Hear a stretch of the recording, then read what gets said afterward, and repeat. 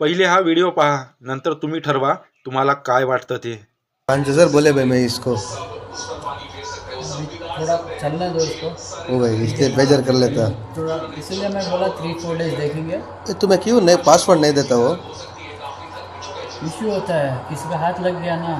इसमें तुम्हारा Gmail email सभी डालते नहीं, थे। मेरा जीमेल ही मैं नहीं डालता हूँ, लेकिन वो तरीका मेथड जो है वो एक्सपोज हो सकता है, फिर वो सबके लिए प्रॉब्लम हो सकता है। हा आहे जुआब अहमद, जो ISIचा ऑपरेटिव्ह एजंट आहे, म्हणजे आतंकवादी। हा कर्नाटकच्या पारंपरा अग्रहार जेलमध्ये कैद आहे। तुम्हाला वाटलं असेल हा कोण्या हॉस्टेलमध्ये आहे, तर नाही, पण याची लाईफस्टाईल पहा। हा जेलमध्येच आहे।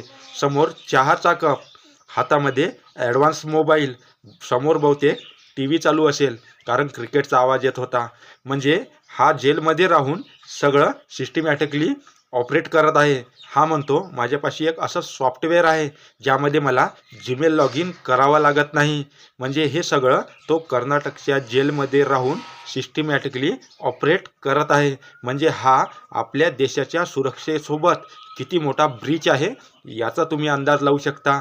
आता तुम्ही म्हणसाल हे सगळं BJP करत आहे, पण कर्नाटकमध्ये सरकार कोणाची आहे, तर काँग्रेसची, आणि तिथलं प्रशासन कोणाचं ऐकतं, तर काँग्रेसचं, आणि हे सगळं काँग्रेसच्या सपोर्टमुळे शक्य होऊ शकतं, असं तुम्हाला वाटत नाही का?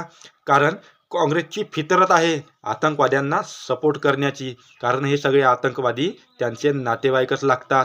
नाही जर त्यांनी सपोर्ट केला तर बॉर्डरच्या पलीकडले बसलेले आका त्यांच्यावर नाराज होतील।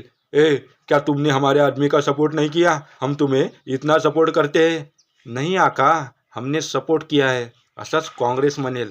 जर काँग्रेसने सपोर्ट नाही केला तर लगेच त्यांचा जो शेपूट हलव्या कुत्रा आहे कपिल सिब्बल, तो लगेच तयार असतो या आतंकवाद्यांना वाचवण्यासाठी। म्हणजे काँग्रेस हे नेहमीच कुठे ना कुठे आतंकवाद्याला सपोर्ट करत आलेली आहे।